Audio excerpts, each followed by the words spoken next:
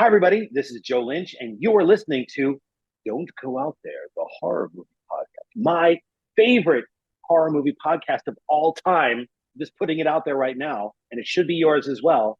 They paid me to say this, but they paid me in cryptocurrency. I can use that still, right? That's good.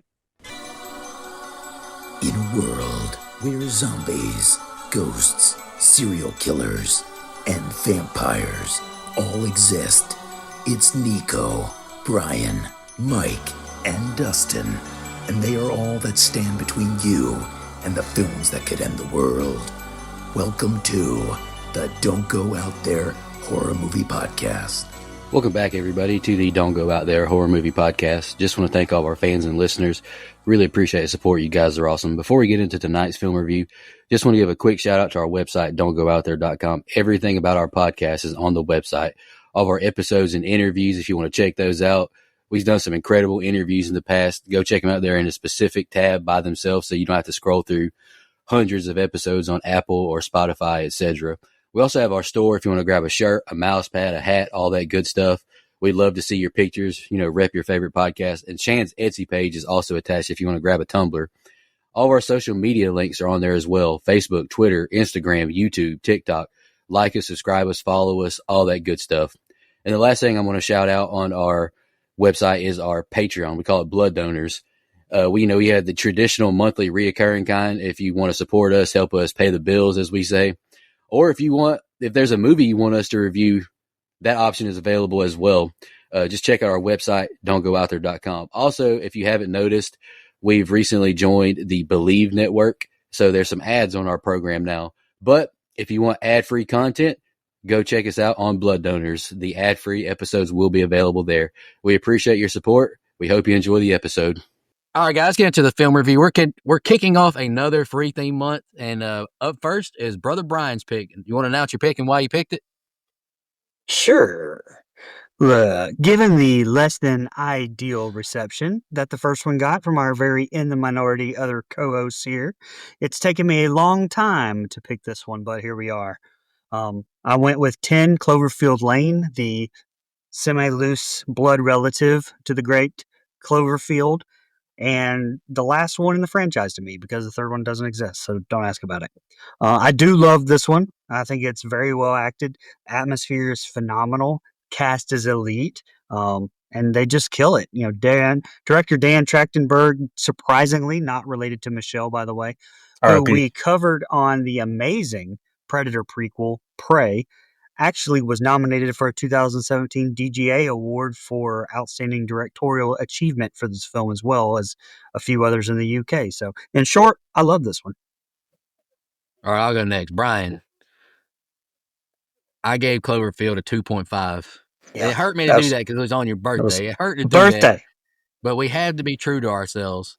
I remember a recent episode. It might have been the mailbag episode that when you said you wanted to pick this one, that I was excited to watch it because I've heard it's totally different. John Goodman is great. Damn it. I like this movie quite a bit. This was a really good one.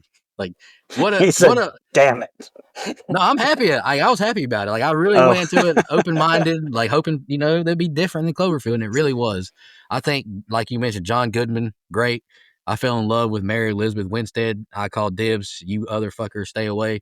We gotta check the footages. Did anyone profess love for her when we did Final Destination 3? Maybe. Not me. I'm married. That's true. Good on you. Go ahead. But anyway, I genuinely did like this movie a lot because it makes you question. You're questioning John Goodman's character the whole movie. Like, you're wondering, is he telling the truth? Then things start unraveling. And I watched a review online, like on YouTube, like a breakdown of this movie. And it really praises Mary Elizabeth Winstead's character as well because she's not a bad final girl. Like, she's smart the whole movie. She's proactive the whole movie. She's not doing stupid shit. So I think it's two great acting performances. And Emmett's character is great too. John Gallagher. I thought he did a very good job as well. I really enjoyed this movie. Even the part at the end, everyone, like online kind of says, oh, you just shoehorn that in to connect it. Like, I feel like they connected it the whole time. They said there was an attack. Like, what else? Like, I thought it was a nice thriller. Then it became a nice sci-fi movie. But anywho, I've already said how I felt. Go ahead, Michael.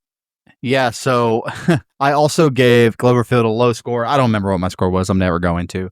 And I'm not going to check the tape either. I just know it wasn't good. And, as someone who I'm a big fan of found footage, okay, just in general, like I like the concept for the most part. I like good found footage movies. That one, I did not. I was not a fan. It never You made gave any it a sense four to and a me half. why it was being 4.5. So I was pretty generous, man. Come on. No, Because I could have given no, it I don't. worse. I hope I never see that movie again. I will tell you, Brian, I texted you at 7:12, so 6:12 your time this morning, and said, quote, if they had started the franchise with this movie, I'd view the whole thing differently. Pretty much what I said. I really fucking liked this movie. I thought it was awesome. This is a completely different film, complete 180 from the first Cloverfield movie. I don't even care about the loose connection. The movie itself is really, really interesting and good. This movie, as opposed to the last one where there's like a billion fucking people in it because they're in the city and then there's people I don't care about the whole time. This is a very limited cast. There's 3 people almost the entire film, and I care about every single one of them. Period. John Goodman is great. I mean, the 3 characters of Emmett, Michelle, and Howard, all fucking phenomenal. I love the ending. And like you said, and I want to point it out, and I point it out a couple times in my notes, so I'm going to get repetitive. Michelle is not a stupid horror movie character. She makes smart choices almost the entire film for the most part. Like there is almost no dumb stuff from her. I thought this was really well done. It's really well made. As you guys know, I kind of like one location movies. This movie pretty much stays in the same 2 places the whole time. I thought it was great. I gave it really high, complete opposite of how I felt coming away from the first Cloverfield movie. Yeah, I gave Cloverfield a low score when we did it as well. Nico was a 2.5. Mike was a 4.5. I was right in the middle, so 3.5. But I said my issue was that it's just this guy would not be recording. I just if it wasn't a found footage film, I'd like it more. But and then you guys talked about Michelle being a smart final girl. I mean, she's John McClane's daughter. Yeah. Right. Exactly. So shout out to Live Free or Die Hard, an underrated Die Hard movie, I think. Exactly. But anyway, I enjoyed this one much more than I did Cloverfield. Not that it's a perfect movie, but I was invested in the story. You basically got 2 subgenres in one here. You got an abduction thriller, and then you got the sci-fi element at the end. And I agree with what you said, Nico, and what you said, Mike. Like, it doesn't feel like it was shoehorned into me because he said the whole time there's an invasion, and he said aliens, and so I don't think it was shoehorned in. I think it was just like it was a slow burn to get that connection to like the direct connection because he could have been full of crap the whole time because we see that he clearly was a lunatic as well. But my biggest issue with the movie, or it's not even an issue, just something that I would have liked for them to have done differently is I think they should have named this movie something else. Because if you market it and you don't like people don't know that it's a sequel, and then it's just a fun discovery at the end when the mailbox falls over, then I was like, oh, that I think that works better. That would be like, oh, that's awesome. Whereas when you call it 10 Cloverfield Lane and people go into it this preconceived notion that this is Cloverfield, why are we doing this bunker the entire movie? I think that's what annoyed a lot of people, turned a lot of people off. But other than that, I did enjoy it much more than the original. So really quick, something that you mentioned, Nico, and you touched on it, Dustin, is really the fact that we spend the entire film, and I do mean up until the end, questioning if Howard is right, wrong, insane, whatever. And it goes the entire length of the movie. Even when, spoiler, Howard dies, you're still like, damn, was he right? Was this crazy bastard fucking kidnapping piece of shit right? Just crazy. I love that. How it just dangles over the whole movie. That like it's not a who done it, but I get that same feeling if that makes sense. Like it's the same feeling I get when I watch a really good who done it. I'm like, I want to know Is he right? Is he wrong? I want to get to the point where I figure that out. I thought that was really, really good writing personally. So, really, really early this morning at the time of recording, I watched that movie and boy, it woke me up. Little pre-workout, little 10 Cloverfield Lane. I was invested, son. So I'm excited to talk about it. All right, let's get into the scene by scene. The film starts with Michelle packing up frantically and making a desperate call that we can't hear. She grabs a bottle of liquor and heads out, leaving an engagement ring behind. Beautiful overhead shots of her driving until it's nighttime and she gets gas at a pretty sketchy looking gas station. A truck stops at the pump in front of her and she's sketched out and drives away. Her phone rings and it's Ben, Bradley Cooper, and felt dumb last week. I was like, Bradley Cooper in this movie? She answers Right. and he pours his heart out for her to come back, but she hangs up on him. She turns the radio on, hearing of blackouts all over the South until suddenly she's hit by another vehicle and spins violently until her car flips. Title card. Michelle wakes up bruised and battered with IVs in her arm and her legs shackled to the wall. She panics and takes the IV out, desperately reaching for a phone across the room. No signal, though, unfortunately. She hears footsteps and the door opens. We meet Howard. He brings her food and she begs for him not to hurt her and let her go. He says he's going to keep her alive and exits the room to get her some crutches. Howard reveals no one is looking for her and gives her a key to take off the leg restraint. She uses the key to sharpen a crutch as a weapon. She camps beside the door, waiting for his return, but grows impatient. She sees a vent and lights fabric on fire and puts it in the vent, triggering the fire alarm. Howard rushes in and she attacks, but is quickly subdued and given a shot that knocks her out. Brian, that's the opening set of scenes. What do you think? Yeah, fun fact, the opening exterior shot of that bridge in the river is a still image, and they just added some CGI of boats driving to kind of make it seem realistic. Fooled me, I had no idea. So I thought that was a nice little touch. You guys touched on her, Mary Elizabeth Winstead, which I think our third appearance on the show now. Dustin, you brought up Final Destination 3. She was in Death Proof. This might be the third one, I believe. Definitely won't be the last. She's in that Black Christmas remake, the Thing prequel, which I think I'm alone on actually liking that one better than the regular.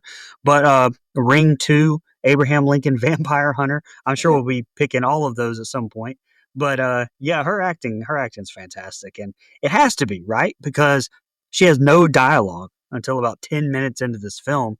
And the movie was all shot chronologically. So these first scenes that we see are also the first scenes that she shot. But you guys touched on, or Mike especially, touched on the writing from Josh Campbell, Matt Stukin, Damien Chazelle. It's great for this character of Michelle because of the arc she has. The opening shows her running. Like, we don't know what at first, but we find out from the shot of the ring and the keys, it's definitely a relationship. And then we get that reinforced from that voice cameo from, like you mentioned, Nico, Bradley Cooper, in the car. She runs when things get difficult. And I think her character arc is great from where we find her here to where she ends up in the end in that arc. And, that choice that she has on whether or not to run, that we'll get there. We were actually supposed to get more voice cameos that Bradley Cooper even recorded throughout the original script with her getting texts and eventually heading out to save him, but they decided that they didn't want her efforts to be about a guy. And the writers also felt they said it felt kind of impossible to invest in a character like Ben that we would not ever see. So that makes sense. Fun Easter eggs at the gas station, which are staples in J.J. Abrams films. Slusho, which was from the original Cloverfield. It comes back in J.J.'s Star Trek films. The name of the gas station, Kelvin, which I have a fun fact about that at the end as well. Now the CGI, I talked about it on that opening shot. Looking good. CGI on the car crash. Didn't look great. Looked pretty shitty. But the sound design and how they intertwine the credits from Bear McCreary and Stefan Grube, the sound guy and the editor, was brilliantly done, I thought. The music throughout, I think, is perfect from Bear, who we know very well, or we should, because McCreary did all 177 episodes of The Walking Dead. So check out our reviews over there on our sister show, the series, don'tgoouthere.com. But I love how this open does so much with very few bits of dialogue. I think it builds up that tension very well. I even wrote in my notes here for you, Brian. Shout out to Brian, because I definitely wouldn't have watched this fucking movie given the first Cloverfield had he not made me. So shout out to Brian. I normally, kind of mess with Brian here. We got to give him his love and props when he deserves it. I'm not acknowledging you as my chief, though. That's never going Acknowledge to me. happen. It's never going to Listen. happen. Only, even Dustin knows, only one OTC, brother. Only one. You Our you Chopper Chief, said Roman. that you wish you would have watched this first. Does that mean Yeah. that now you will go back No. and watch the original and then like it better? Like, Probably not. Okay. I just wish I had seen this movie before now. Really, is what I meant. Ah, I probably would be more mad because I'm like, they followed that up with this? Son of a bitch. Probably what I'd feel. Anyway, I'll try to fly through these. It's already an odd start, though, because the last movie was in a major city with the shaky camera and a bunch of chaos. And this is in the middle of fucking nowhere, man. This is Jeepers Creepers middle of nowhere. I really like the setting for the film in general. Also, not found footage for no reason. I already like this. This is already a step above the fact that we're not getting bullshit found footage. I don't mind found footage if there's a reason, but we're already taking a step up in points just off the fact that it's a normal fucking movie. I mean, man, putting your like wedding ring or engagement ring on the table, in the words of Chris Cagle, what kind of gone are we talking about, brother? That's crazy. Shout out to Chris Cagle. We had a bunch of bangers. Just throwing that out there. Chicks dig it. But by the way, I love these little shitty local gas stations in the daytime. At night, I'd rather go fucking park and shit in the woods. You wouldn't catch me dead in one of them fucking places. No, thank you. I, I do like this title card open that cuts back and forth between the wreck and her. I thought that was really fun editing. I enjoyed that. This is like, she gets captured and she wakes up.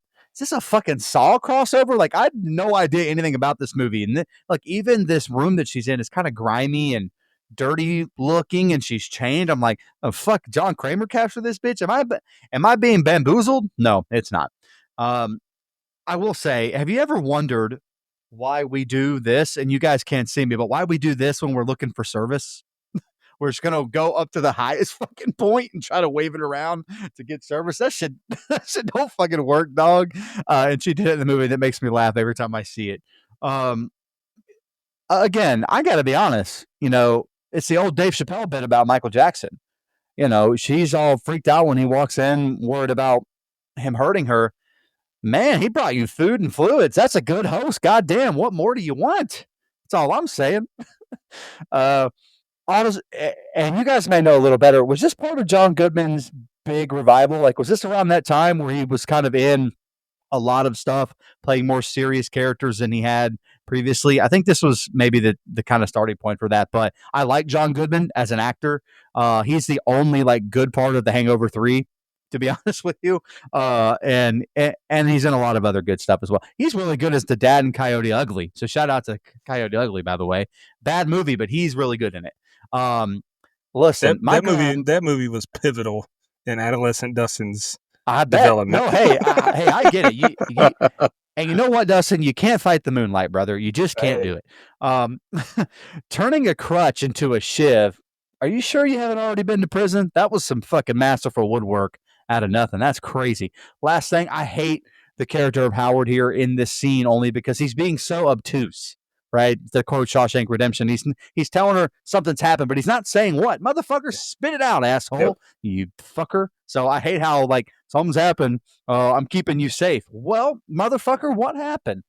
So I'm already annoyed with Howard, but in a good way because it's well acted by John Goodman.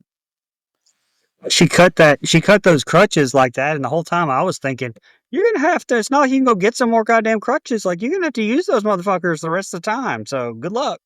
Yeah. So yeah, the movie opens and it's not found footage, so I automatically like it more than the first Christ. one. Now listen, I love found footage. Don't get me wrong, but you can listen to that episode to find out why I didn't like it in that one. It's just not. No one would keep recording anyway. Then, my lord, man, we're 4.5 minutes into the movie before we get any dialogue. You talked about her first line coming 10 minutes in. It's 4.5 minutes before we get any. That's crazy. And it's Bradley Cooper. Yes, the real Bradley Cooper. You guys had me double checking and make sure it wasn't just someone with the same name. It's kind of cool how his cameo came about. Abrams reached out to him and he recorded the memo and emailed it over to him. And the whole process was done without them even speaking on the phone. So that's pretty cool. Then boom, we got action. Women drivers, am I right? She did a number on that car. But I love how the wreck is broken up with title cards and production credits, and the sound cuts out too when it goes to those. Like, that's very unique and it stuck with me. That's some of the best uh, opening credits I think I've seen, and title cards I've seen. I have to imagine that she thought Jigsaw had gotten her when she woke up. Like, she's in a cinder block room chained to the wall with an IV in her arm. That would be a lot to process.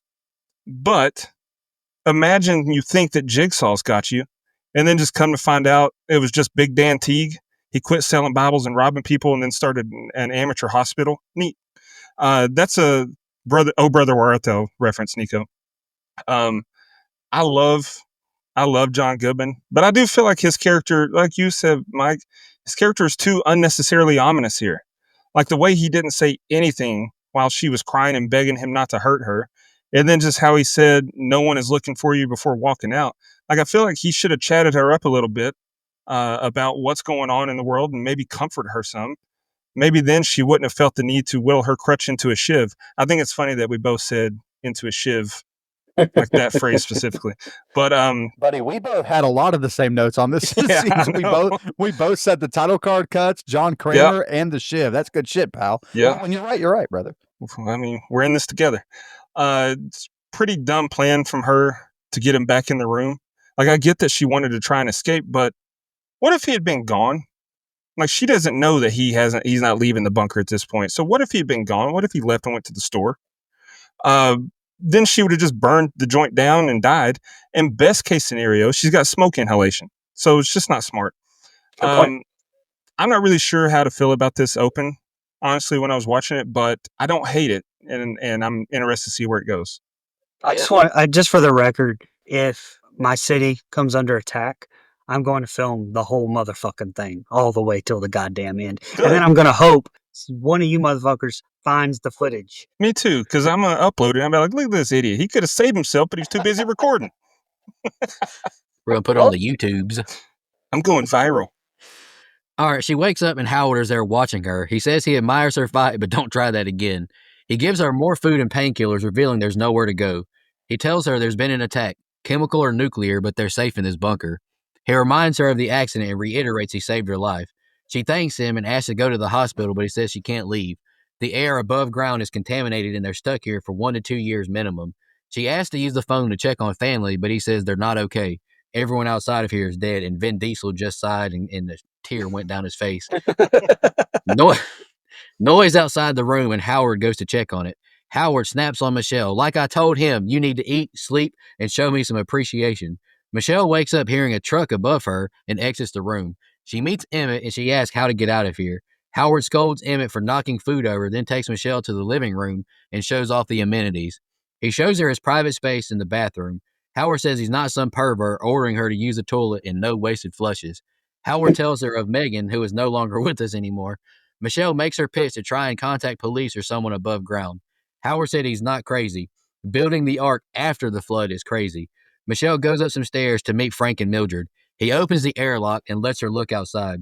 She sees the mutilated pigs and says that's from the air. Michelle sees his truck and remembers he was the one who hit her, causing her wreck. Emmett goes into Michelle's room and gives her some magazines. He sits beside her and offers to do a French braid he learned. She asks about Howard, and Emmett tells her everything he knows. Emmett calls him a black belt in conspiracy theories. He want to be like me for real, and he helped build the bunker. She reveals Howard abducted her and thinks the purpose of this shelter is a lie. Emmett says he saw the attack himself. Michelle tells him of the car she heard above her room, and Howard appears saying dinner's ready in a very stern voice. Brian, that's the next set of scenes. What'd you think? So I talked so much in that first set of scenes, I didn't get my chance to give John Goodman his flowers. I think this is the first movie that we've done with him in it. Nay, But no, what was he in? I can't remember. Kong Skull Island, baby. Oh, that's right. That's right. That's right. I may have said it then, but I think he's underrated as an actor. I think he's one of Same. the best of all time. But anyway, I love the guy.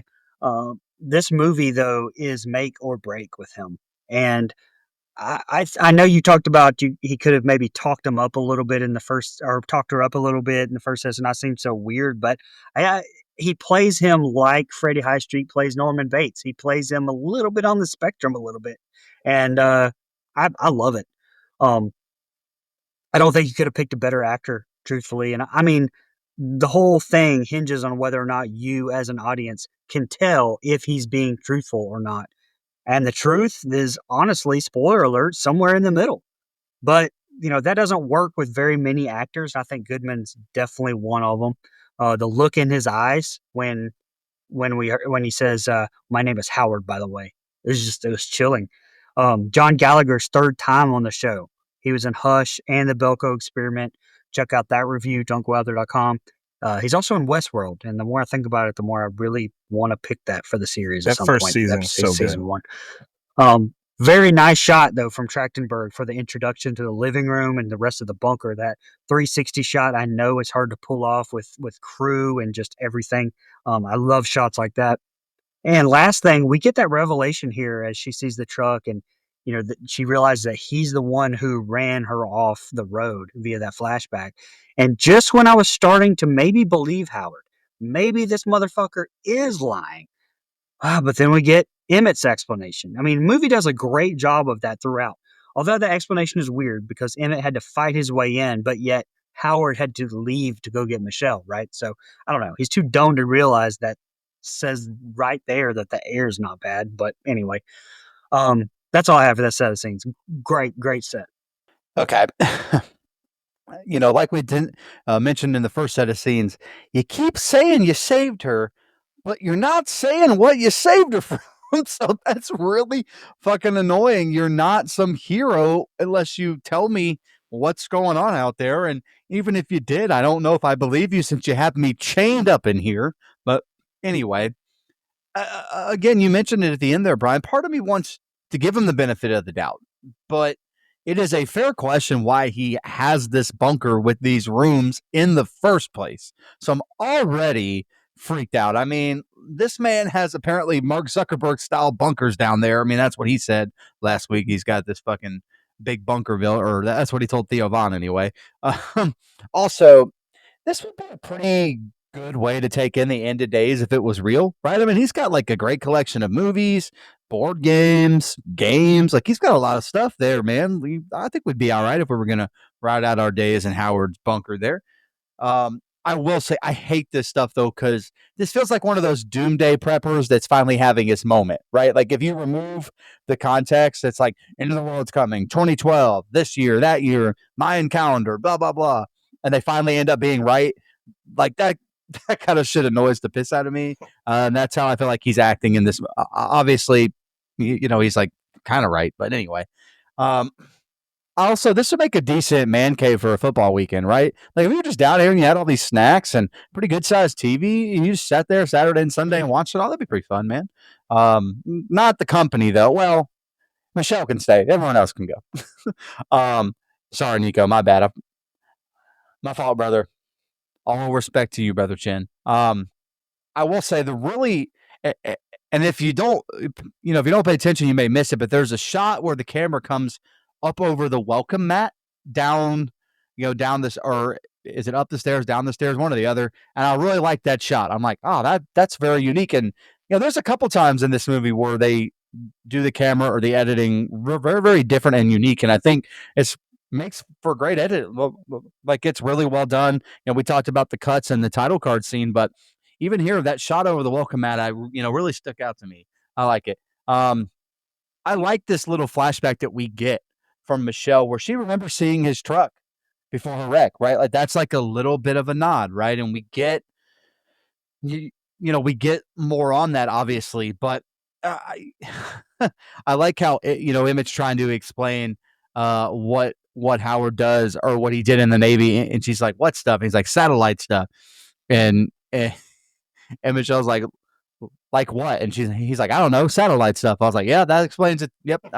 I agree with you, Emmett. Last thing I have here, as I stutter over my words again, I would have a hard time believing that Emmett here doesn't have some form of Stockholm syndrome. Like he's clearly been manipulated. It's almost like a cult, like Howard's his like cult leader and he believes them and he, he's basically just full throating him. Sorry, that's all I had. Yeah, the conversation at the beginning of this set of scenes really frustrates me. Like you said, Mike, like he's just still being too vague and not comforting her at all. And if I was her, my very first question would be, why didn't you take me to a hospital?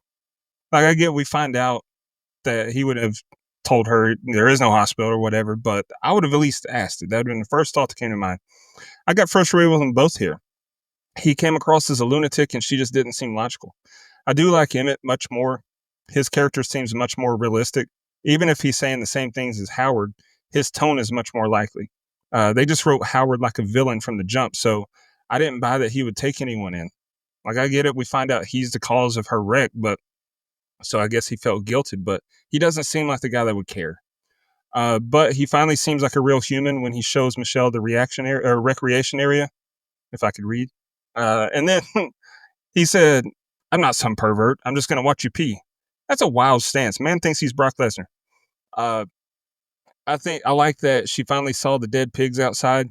Like, it gives Howard some credibility. And I like that she saw the blood on his wreck that, triggered the flashback and the memories coming back. Plant some more seeds in her mind about his motives. Did he wreck her intentionally to abduct her? And I like that she tells Emmett her theory, but he saw the attack. Like, they did a good job of covering the tracks. Every possible scenario they fleshed out pretty well. It adds a good layer to her plight. Is Emma crazy, or is he in on it too? That would be my two trains of thought. The movie's shaping up to go one of two directions. The fact that it's a sequel makes me think it really could be an invasion movie, or it could just be an abduction movie. So I'm intrigued and I'm on board. At the table, and Michelle looks spooked. Howard reveals he's an okay cook and says Michelle will learn to love cooking. Emmett raises a toast to the best damn sauce he's ever had, and Howard looks annoyed with him. Emmett regrets not getting a tattoo and keeps yapping, making Michelle laugh, saying he'd get a thug life or YOLO tattoo on his forehead. He asks Howard if there's anything he wishes he would have done. Howard says no. Everything I wanted to do, I did. I was focused on being prepared.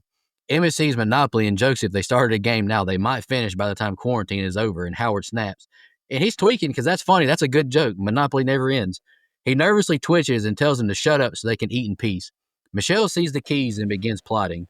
She brings up Monopoly again and talks about more board games. She asks for the pepper and touches Emmett's hand, and Howard snaps, pressing her to the wall, feeling insulted what she did. I know what a traitor looks like, understand? He demands an apology, and she does while taking the keys from him. Howard realizes the keys are gone, and we hear a vehicle above. Michelle hits Howard with a bottle and makes a run for it. Emmett yells for her to stop, and Michelle makes it through the airlock door and locks Howard out. A car pulls up, and Michelle yells she's here. She begs to be let in, and Howard yells not to let her inside. The woman outside the door becomes irate, begging to be let inside. She beats her head on the door, and it cuts back to Michelle in her room. Howard enters and tries to comfort Michelle and makes a confession. He caused her accident, driving like a maniac, getting back to his shelter. He apologizes, and she sits stunned. He tells her to shower as a precaution and gives her some of Megan's clothes.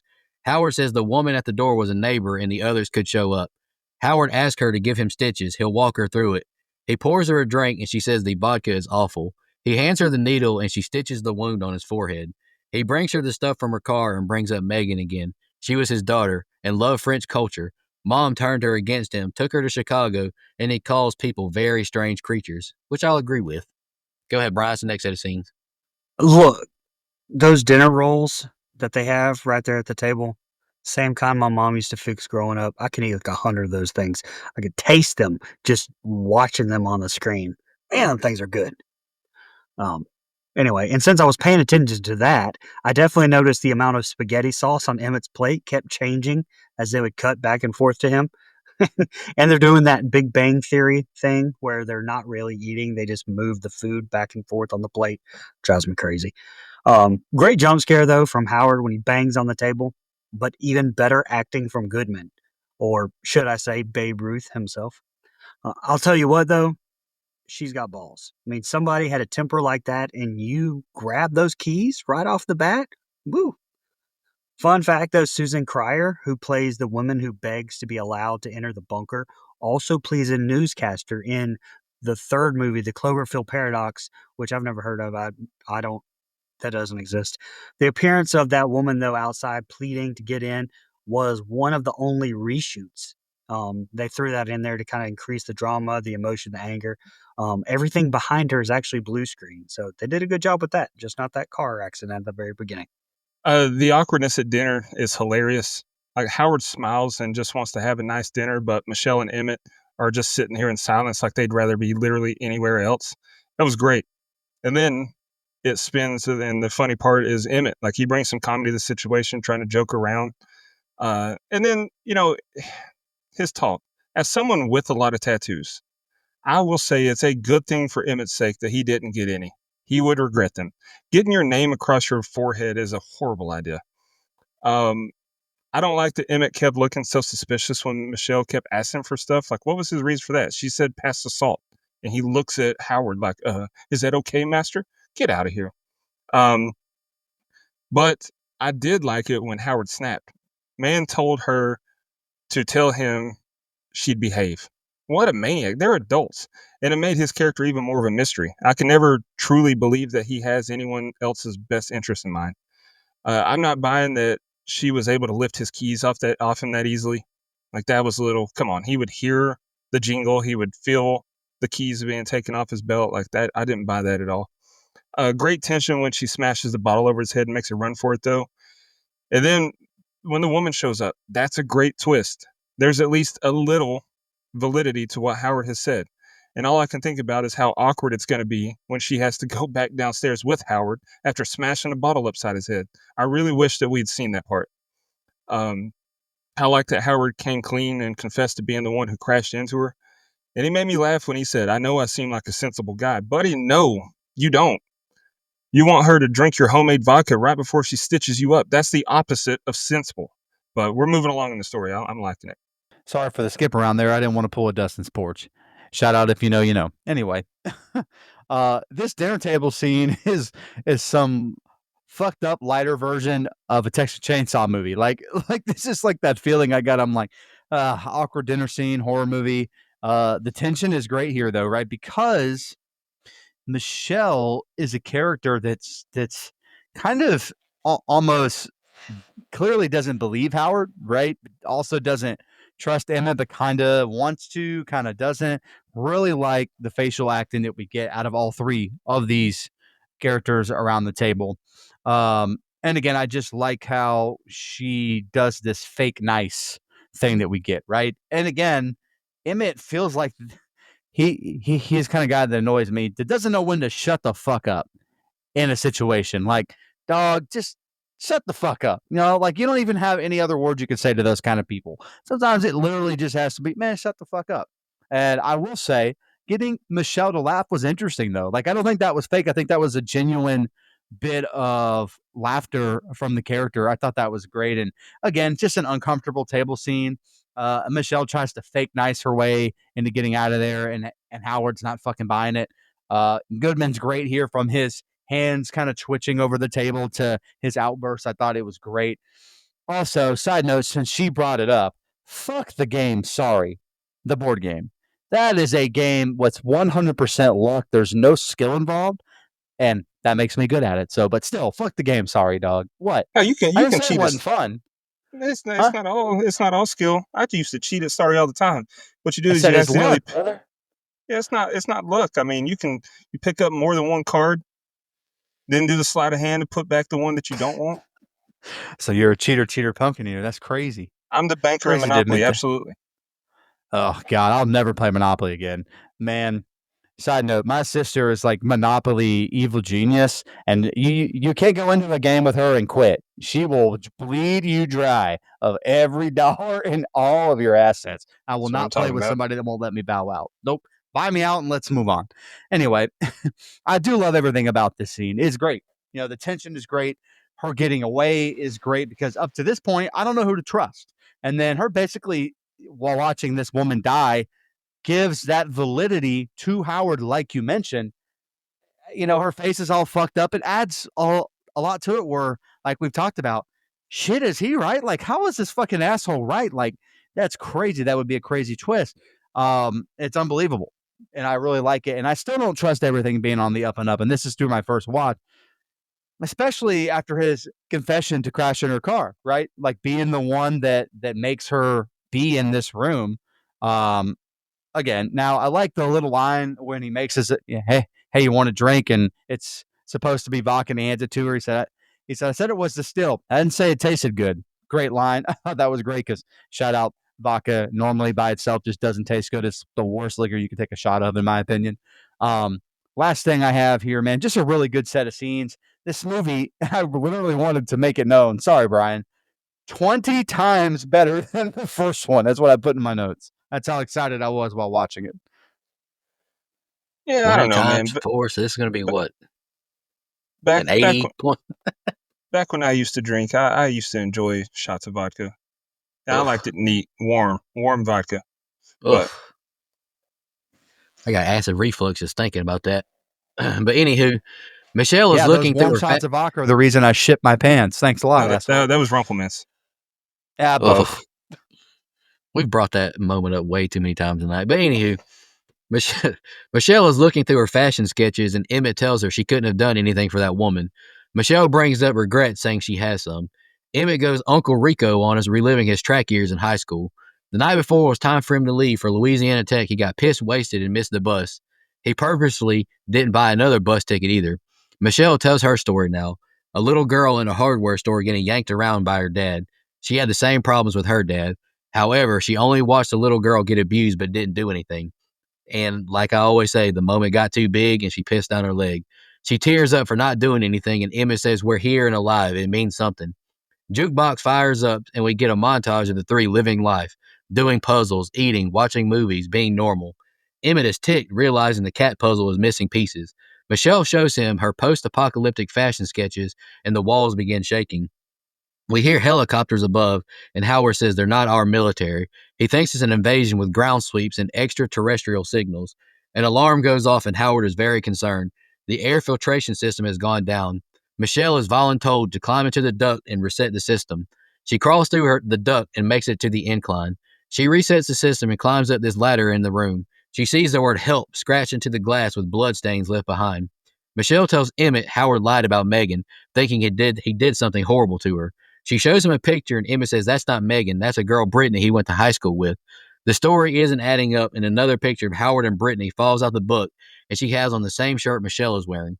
Michelle believes she was taken and killed. The two start plotting on what to do next. Howard enters the room, praising their teamwork, and begins twerking, which was wild behavior as music starts playing. Go ahead, Brian. That's the next set of scenes. Very wild.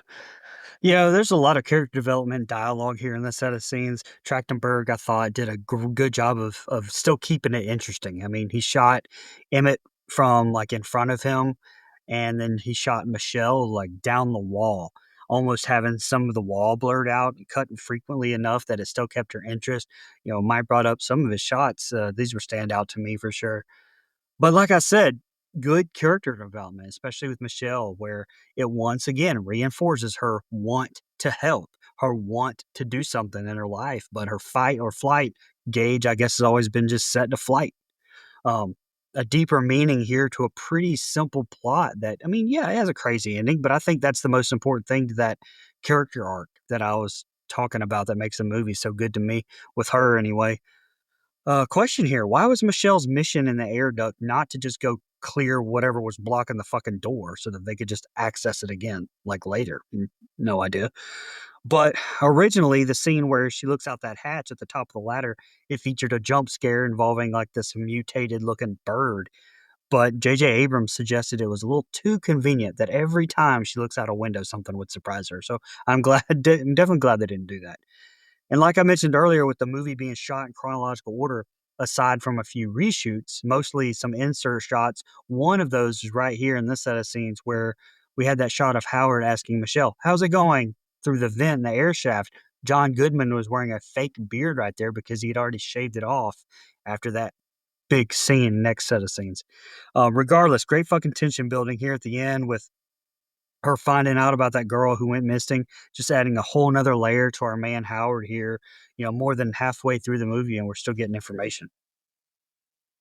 I'm not gonna lie, outside of the last scene at the dinner table, and I don't have a whole lot on this set of scenes. I kind of forgot about Emmett. Like, and then we get this long dialogue. This is probably my least favorite scene in the movie. Like, not that I don't care about Emmett, I do care about him as a character, but his backstory, him being athletic enough to run track at Louisiana Tech, go Bulldogs, I guess.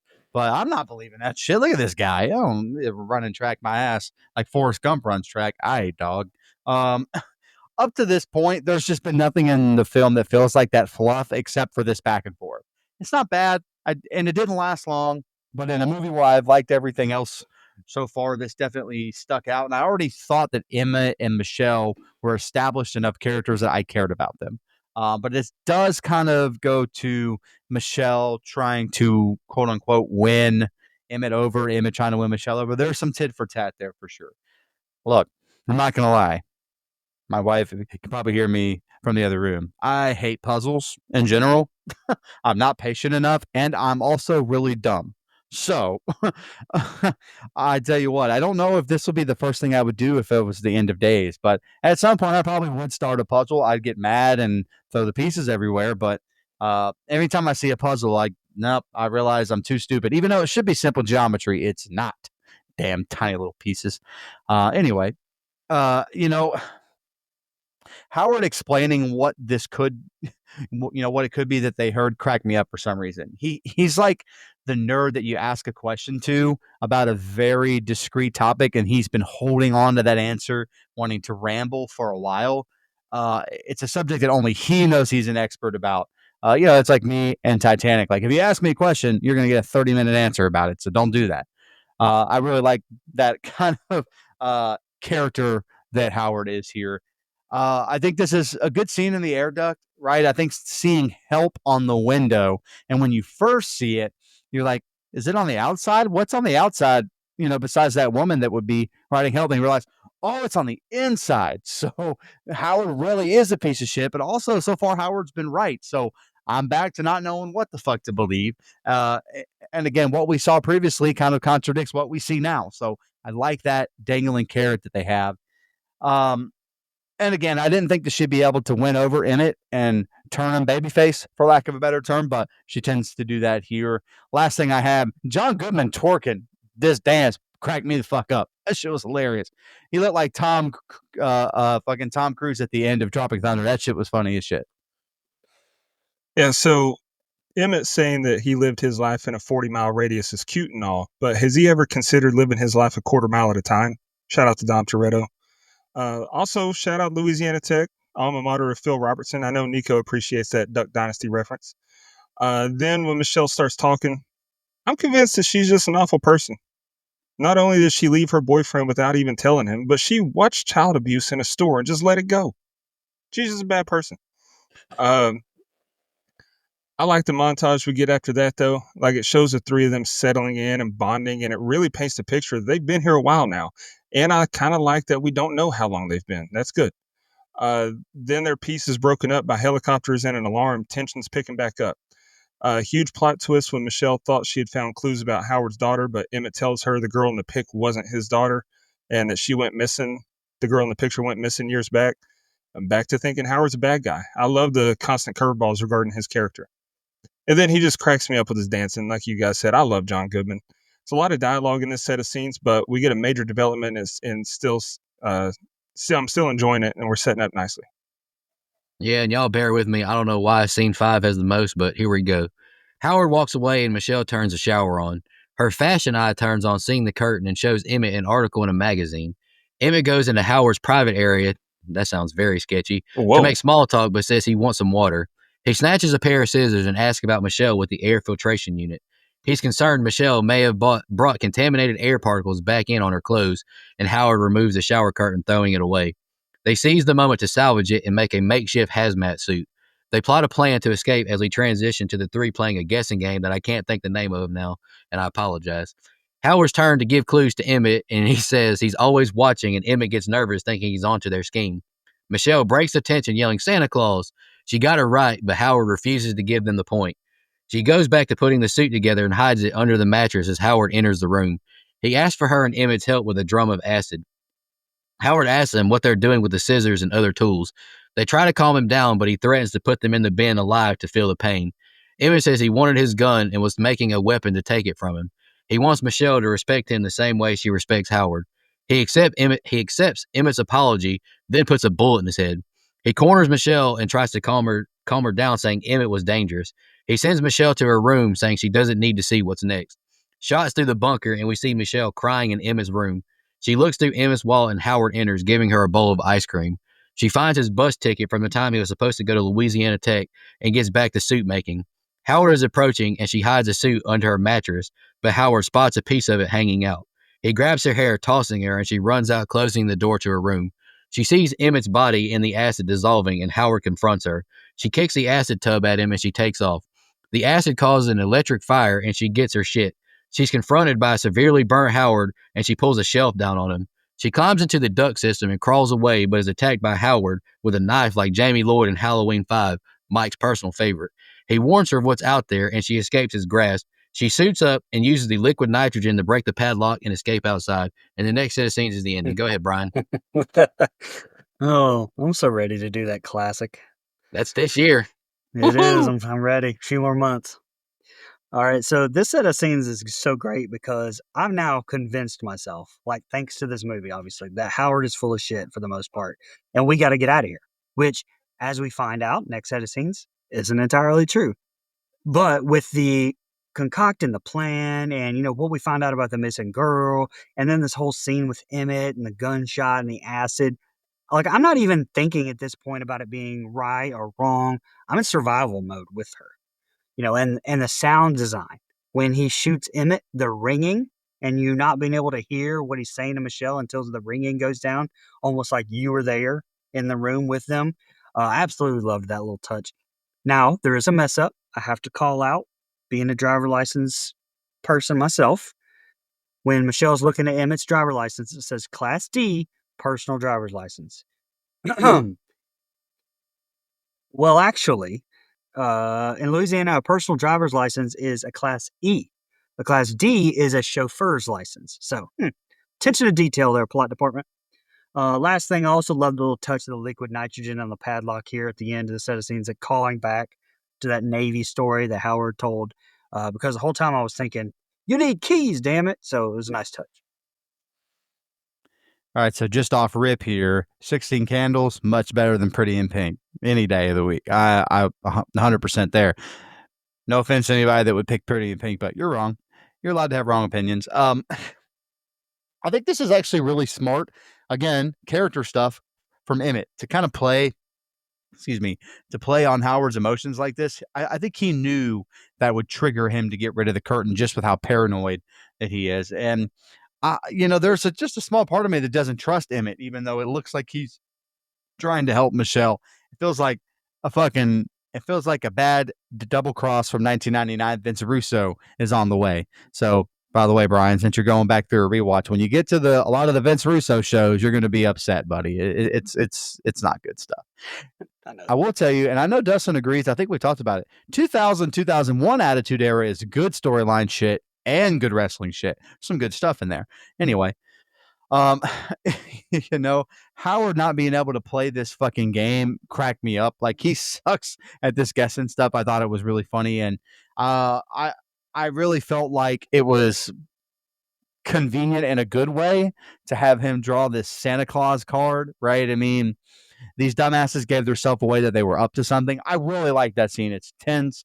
It's kind of fun in a way. I really like that scene. And by the way, why does Howard have a tub or vat full of whatever the fuck this corrosive liquid is? Like, that's insane behavior. So this alone would make me realize I am not safe having this motherfucker here because he's willing to put me in it. That's crazy. And again, was not expecting the gunshot from him at all. Again, man brought out a tub of corrosive liquid just to fuck around. That's crazy. Man's a mob boss, which he is a mob boss in The Hangover 3, along with other movies. So anyway, psychopathic behavior here. Is it just me, or did John Goodman shave and immediately looks 45 times creepier than he did with the beard? That shit made it eerie, and I would have wanted to run the fuck out of there. And why did you shave? Because you wanted to canoodle up to Michelle? Super weird choice there, but it did kind of enhance the character as far as the creepy factor.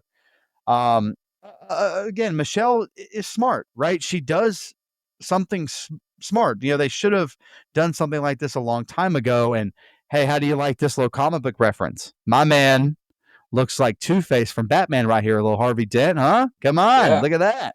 You're welcome. You're welcome. That's all I got. I don't know any other thing. I only know Batman and a little bit of limited Spider-Man. Last few things here.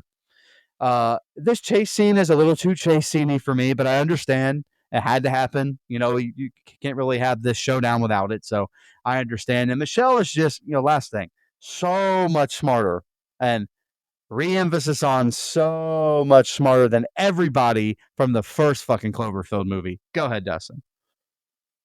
Bunch Yeah, of I idiots. was I was intrigued by Emmett's plan here. Like he grabbed some scissors, got Howard to throw away the shower curtain. Okay, where are we going with this? What's MacGyver cooking up? I loved when they were playing the game. Howard looked like he was about to have an aneurysm while trying to guess Little Women. That was funny. And then especially because like you couldn't get any more obvious about what the answer was, and he was basically like, "Come on, be more descriptive." Uh, and then when Howard was giving clues, Emmett and Michelle looked like they were freaking out because they thought, "Oh God, he's onto us!" But it was Santa Claus. That was good stuff. Wild scene when Howard threatened Michelle and Emmett at the barrel, and then he shot him in the face. Business just picked up. I'm locked in, and I still don't know if the aliens are real. But if I'm here, I got to find out for myself by any means necessary. Howard is clearly a lunatic. No questioning that anymore. I wasn't a fan of when the screw fell out and he saw the suit under her bed. That's just way too convenient and unlikely for me. But I loved it again when she kicked the acid over on him and started the fire. And the effects on him when he went full Harvey Dent were solid. Mike, we're really in sync tonight. Um, the knife stabs through the ducts, that was a solid way to build some tension. I don't believe that he would have enough energy or strength to do that, though. Like, man's face just got burned off and he's up and at him. Nah. The score was really solid here, too. Very dramatic and heavy. I haven't brought that up on this episode, but he killed it. And then after learning that, yeah, he did the score on The Walking Dead. Makes sense.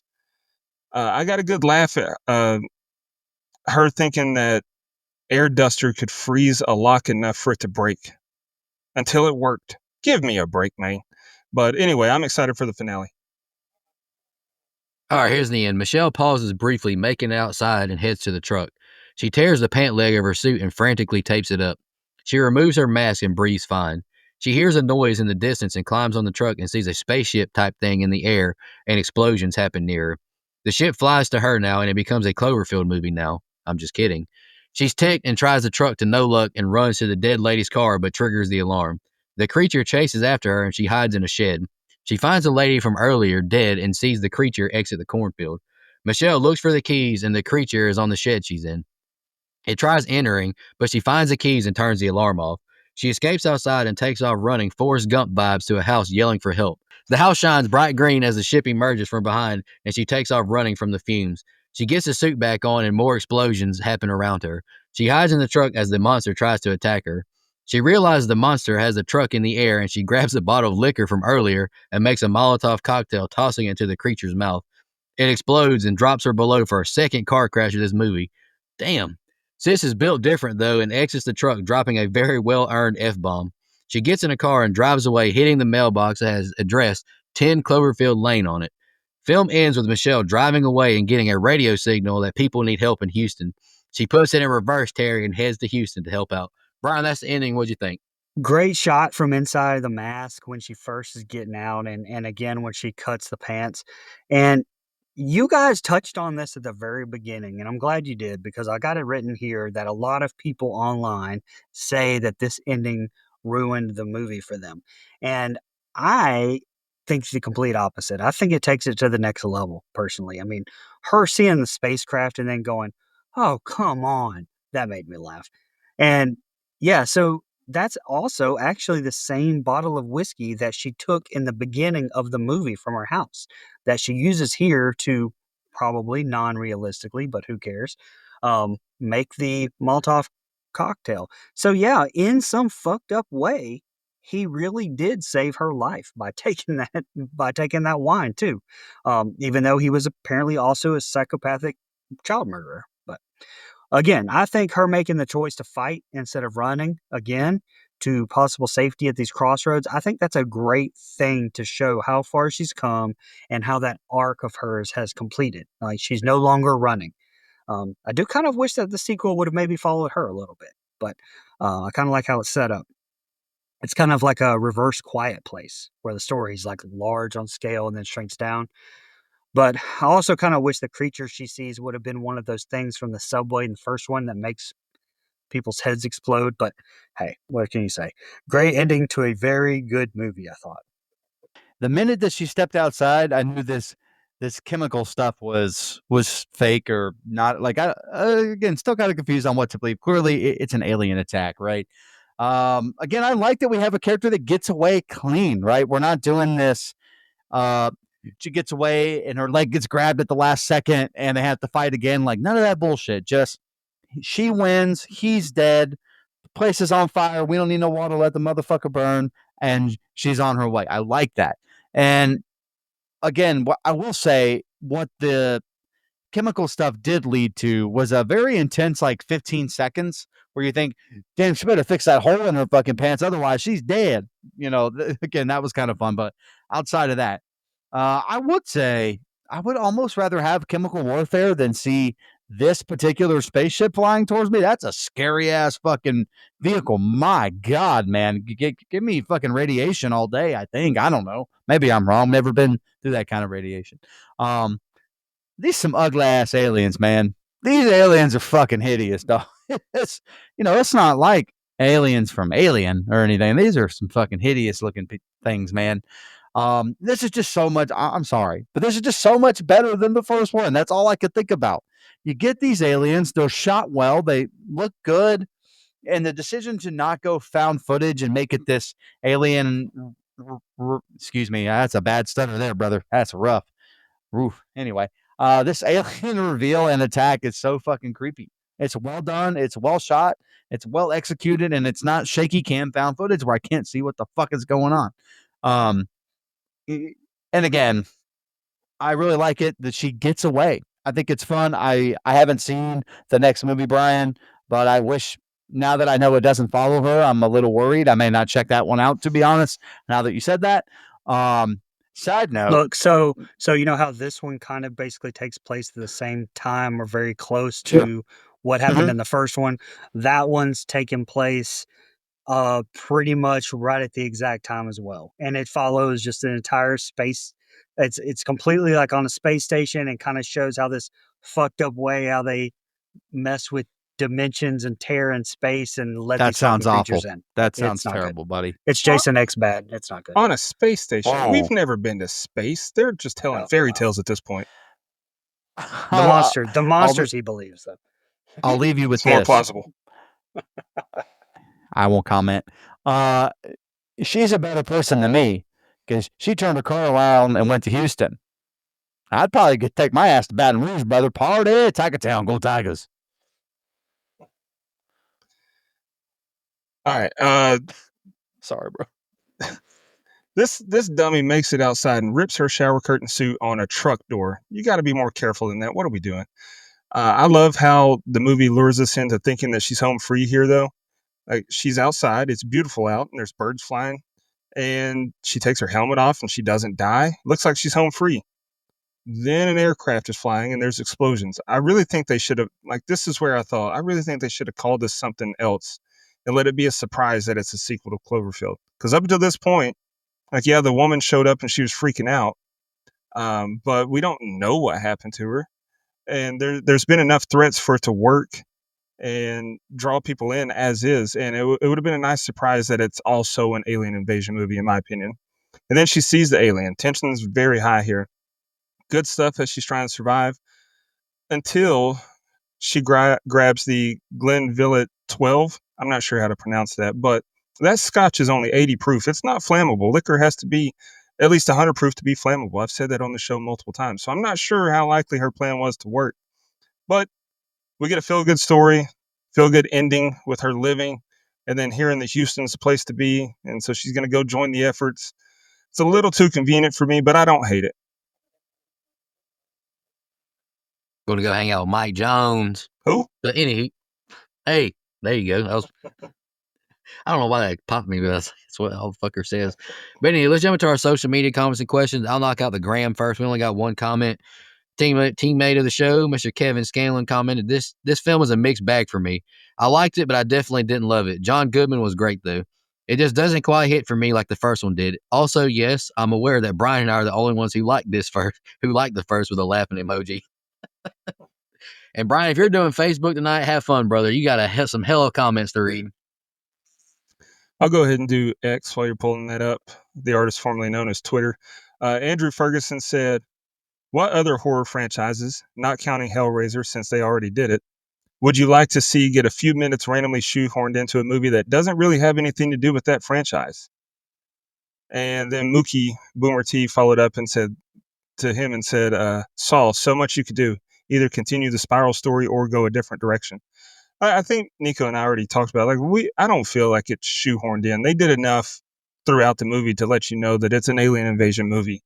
Now they try to throw you off and make you think that John Goodman's character Howard is just insane, but I don't think it was shoehorned in. But to answer your question, I don't know. I think there could be a lot of possibilities. Like a movie that something bad's happening, just also happens to be happening in the same universe as another horror movie, and their stories intersect. I think you can get some cool crossover ideas with that. Yeah, I agree with that. Um, I agree. and then the other one we got on that platform is a lengthy one, but it's worth the read. That guy, Millhouse 14108. It is. He said another movie. I feel the title and trailer ruined it. Going into this movie, the big reveal is that Howard was right about the attack by aliens, but that was underwhelming for me. The film's title gives it away before you even see the opening credits. It's tied into an alien monster movie with the same name. Call the movie something ominous like Withheld or Bunker or even Don't Go Out There. I co-sign that idea. Hell yeah. The trailer No, gives we're suing. the trailer even gives away that Michelle escapes the bunker too. Sheesh. Leave the audience something. I also felt that all of the tension could have been avoided if Howard could use his words properly and not stammer like Nico about to buy a new pair of Jordans, or Brian trying to praise an A24 film, or Whoa. Dustin when a woman says, "I love you," Whoa. or when Mike, Jeez. just being Mike, I guess. Oh my God. That's right, buddy. The film did have a few good moments like the car crash. fuck? Like the car crash and when Howard shot Emmett, both of which Yeah. caught me off guard. In saying that, I have some I'm getting issues cooked. too, like the Megan backstory. Why did Howard show Michelle a different photo and lie about it? What was Howard's reasoning for locking Michelle to the wall after the car crash? How did Michelle knock over a 55-gallon drum of acid one-handed? Them things heavy. Anyway, I tried to watch objectively, and unfortunately I struggled with it. Leave it to Brian to double down on this franchise and torture us all. 5 out of 10 for me. Love the show, guys. So he said a lot, but I agree with a lot of what he said. I don't remember the trailer for this, so I can't speak on that. But the other stuff, I agree. They should have called it something else. I agree that the Megan backstory, like I want to know more about the girl that he apparently kidnapped and made her Megan Prime. I saw that that's what he called her. And there's no way she could have kicked that drum of acid over. Now, I agree with the acid thing. I think it would have been cool if they kept it secret and, and you watched it to the very end. But I don't think marketing wise, no. I think a lot of people went to see it because of I the agree. name. And Prey was That's the why. same way. Like, I only watched Yeah. Prey because I knew it was a Predator movie, but it was a nice surprise that I didn't know they were making one. So maybe that was kind of the same way with this. Are you finished? I'm sorry. Yeah, I completely agree with you though. Like from a marketing standpoint, that's the reason. Like they never would have greenlit that, but it would have been It cool. would have been cool. In Yeah, the you're right. streaming age, you can do that because you just drop it on streaming. People are going to watch it, and then word of Right. mouth's going to You're pick right. up. But for theatrical releases, no, you got to get butts and seats. Yeah, you're right. You're right. All right. Yeah, you're right. There's a lot on the Book of Faces. Abby Renee, I really enjoyed this Courageous movie. too, bro. Oh God, here we go. All right. Abby Renee, I really enjoyed this movie. Honestly, would have been a great movie alone without being tied to Cloverfield. Mayor Elizabeth Winstead delivers a stunning performance per usual. Absolutely right, Abby. Glad you're a smart one. First comment I read, first smart comment of the night. Amber George. That's not true. You leave that guy alone. Even Amber though he George. cooked me, motherfucker. Amber George, really enjoyed this movie. Co-sign, absolutely. Cole McAlexander, horrible. That's Whoa. absolutely terrible take, Cole. Looking Oh, forward to what Cole. you have to say. They did my dude John Goodman dirty in this. Jason X is better cinema. You've lost all credibility with me, Cole McAlexander. Well, they're equally both really good, Cole. So let's all calm down. credibility. You have lost it all. Matt Sears, you. really enjoyed this one. That ending. Wow. That a boy, Matt Sears. Ben Obi. Here we I go. love it. Kenobi. Would you rather? Oh, God. Here we go. All right. Would you rather cuddle with John Goodman for one night, pre-Ozempic John Goodman, so he's got a little weight on him, or stay underground with John Goodman, only wearing a G-string for the duration of the apocalypse? I mean, I'm going cuddle one time. I'm going snuggle buddies. We are Hey, snuggling. It'll be warm. Read the follow-ups. I'm pretty sure those are wild too. Oh, damn. All right, go ahead. You guys need to give your opinions here first before I read the follow-ups. Snuggle once. Snuggle once? How about it, Dustin? You going G-string or snuggle once?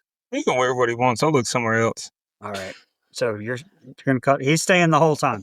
All right. So, but somebody wrote from Don't Go Out There podcast, which I assume was Nico, said, bruh. And Cole Alexander's response was, I mean, he seems like a good cuddler. No diddy. So, I mean, that's true. That's fact. Jesus Christ. That's true. I think it's the first time we've said no diddy on the show. There it is. Oh God. All right. That's unhinged Shout out our behavior, fans, everybody. man. Shout But out our also, I fans. agree. I'm doing the cuddling. I'm definitely We have- cuddling. We have less and less women fans. I think We actually got plenty of female fans, man. We got a bunch of them. Shout I need out to to all of them. I need to spin back on my answer. Are you big Uh-oh. spoon or little spoon in this cuddle scenario? Ooh, good point. If I'm little Either spoon, It man, doesn't change my answer. if I'm doesn't little change my spoon, if answer. I'm little spoon, I'm in because I want to feel secure. Good God, man. Let's I go to the said- fun It's That's facts. not the thing, changing is my that- answer regardless. I don't want to see No. most people in a G-string, much less John fucking Goodman. Good God Almighty. He's a catcher. Yeah, pre-Ozempic, you look like one of those Disney World walkers I complain about. Anyway. Back doors closed for business. It's cuddles only. But All right, man. seeing him in What a are we G-string, doing? I know you'll get this reference. You remember Big Dick Johnson from WWE? Yes, I do, and yes, it would. It so would. That's exactly how it would look. All right, fun oiled facts, up. guys. Fun facts.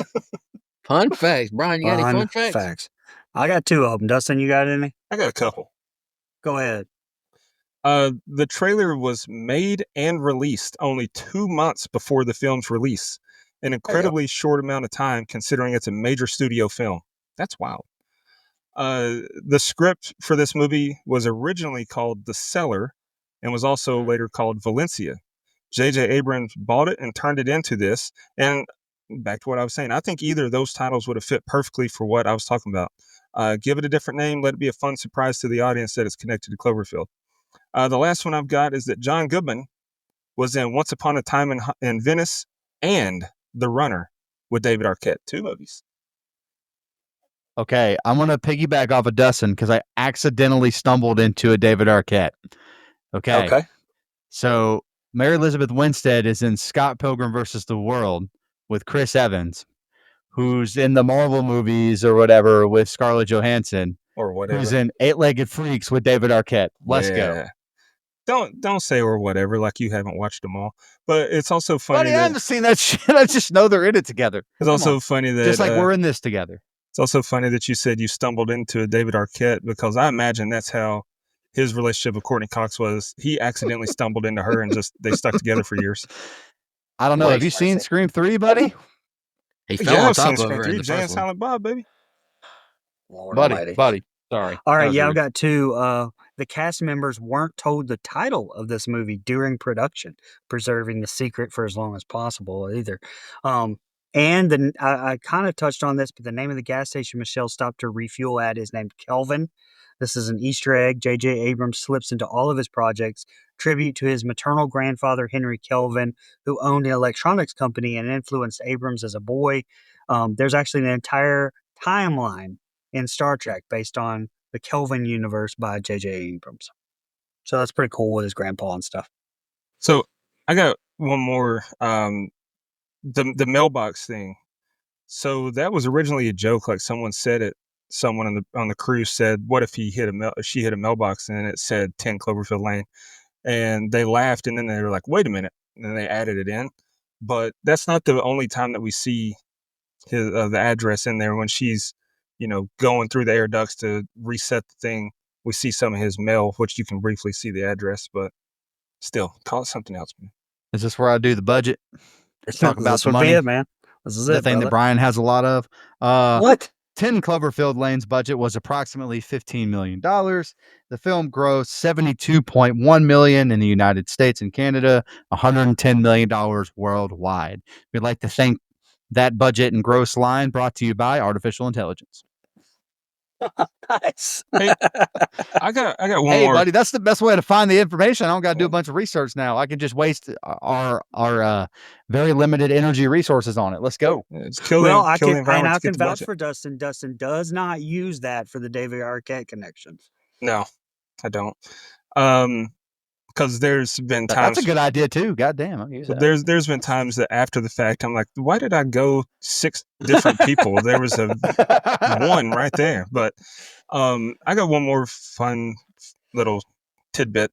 There's a featurette on the Blu-ray for this movie where you can briefly see a map of the Valencia bunker, and it's got a timeline of construction, and it fills in some of the things that I was wanting to know. Like in 92, Howard's wife is pregnant, moved into the farmhouse. In 93, by 93, the daughter was 6 months old. Howard built the airlock, blah, blah, blah. But let's see, where did it go? In 2010, Howard's wife and daughter left him. 2012 is denoted with the words Megan Prime, presumably referring to Howard's abduction of Brittany. And so I think I would have liked to have seen that explored more in the movie.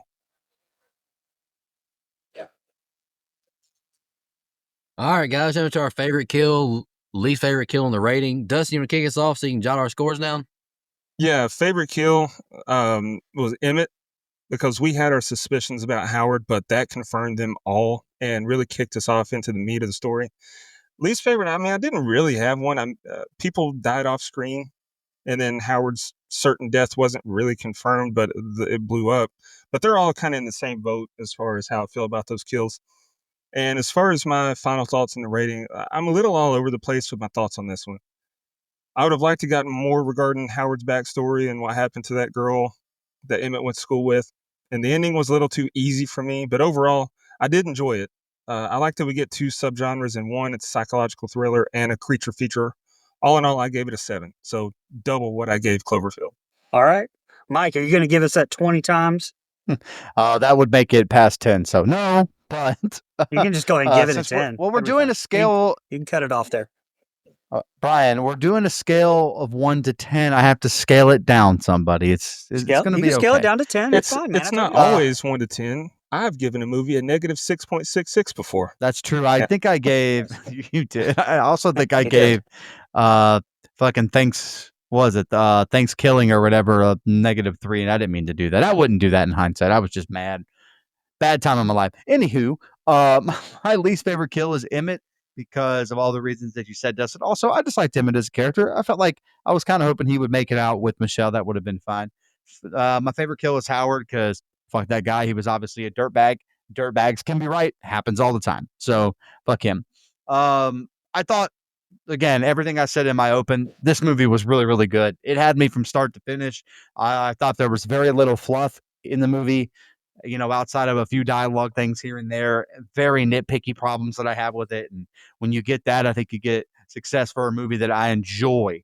And I don't even know if you would classify this as just like some good movie, but boy, howdy, did I enjoy it, especially as early in the morning as I watched it, like I mentioned. I think Goodman is great. I think Winstead is great. I think everyone, again, it's basically a 3-character movie the whole time. It's just those 3 with a little cameo from Brad Cooper. And I think they all did a great job. It shot really well. There's some great creative choices with the camera work and editing that I think are perfect. And I actually think the Cloverfield tie-in works really well. Like, I thought they kind of nailed that for me. And so going into it, knowing already what it was going to be, seeing how they got to the Cloverfield part, I thought was kind of part of the fun, part of the adventure. So all great stuff. Brian, significantly better than that piece of dog shit, the first Cloverfield. I gave this movie an 8.75. Couldn't go 9. Couldn't go backhanded compliment there, but I'll take it. Right? Been getting them all the whole time. I'll go next. I Shit on gave you praise at the start of my notes for picking the film. What more do you want?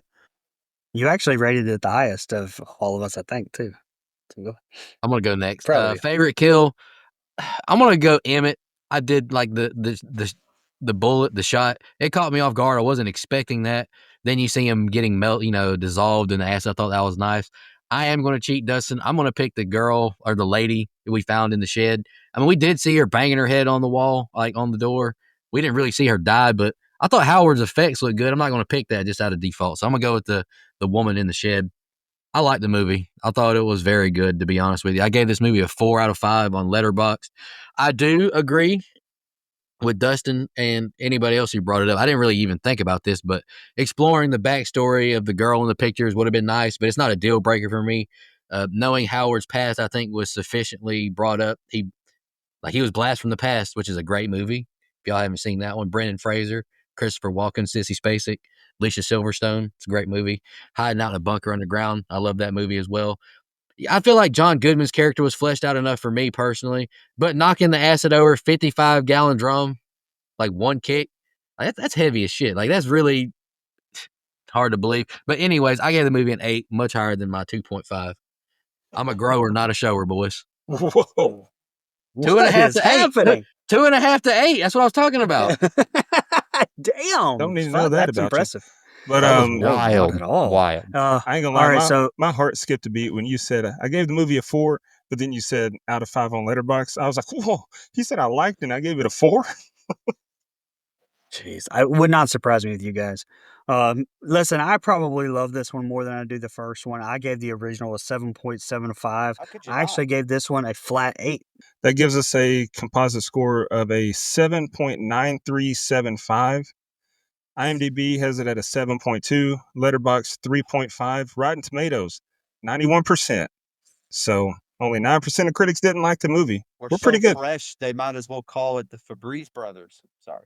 Bum, bum, bum, bum. I'm just kidding. I was quoting the other guys. Come on. All right, I'm gonna shout out our blood donors, and then Mike, you can announce your pick for next week. Good pick, Brian. I bought this movie on the old Voodoo Fandango app many months ago when I saw it was only $5. I was like, hell yeah!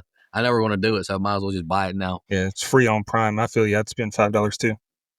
This was months ago, though, man. Yeah, Prepared. Yeah, that's how I watched it too, man.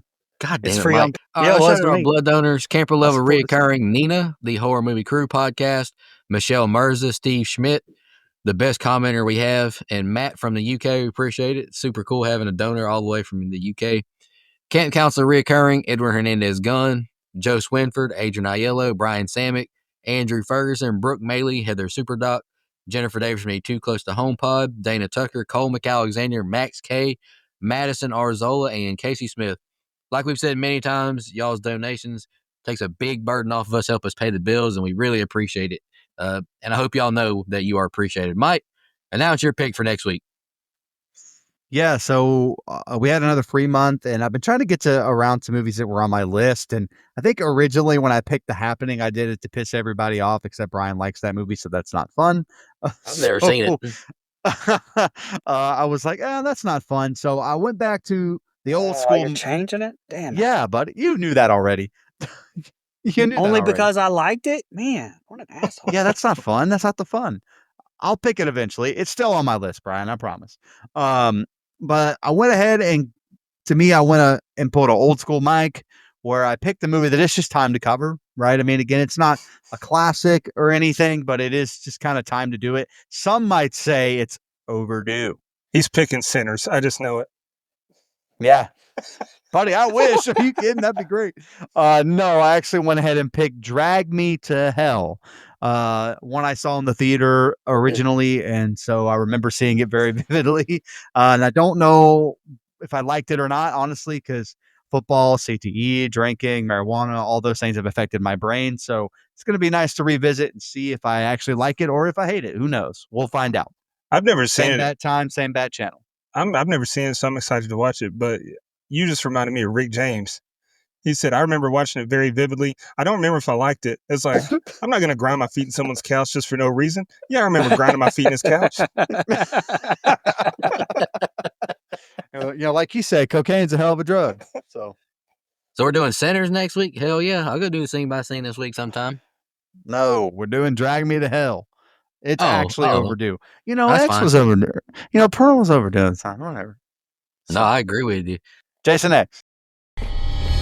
Thank you so much, everybody. I'll see you next week. And in the meantime, take care of yourself. Just want to remind everybody